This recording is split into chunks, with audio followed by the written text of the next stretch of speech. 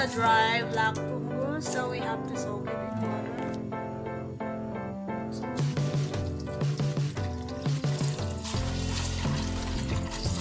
Soak for at least 20 to 30 minutes until it's become soft and become bigger.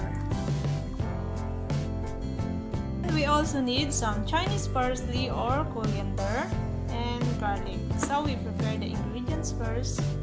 So this is the sauce that we're gonna use for our black fungus appetizer. We have a black rice vinegar, we have sesame oil, and we have to put some white pepper, salt, and sugar. So we prepare the sauce first.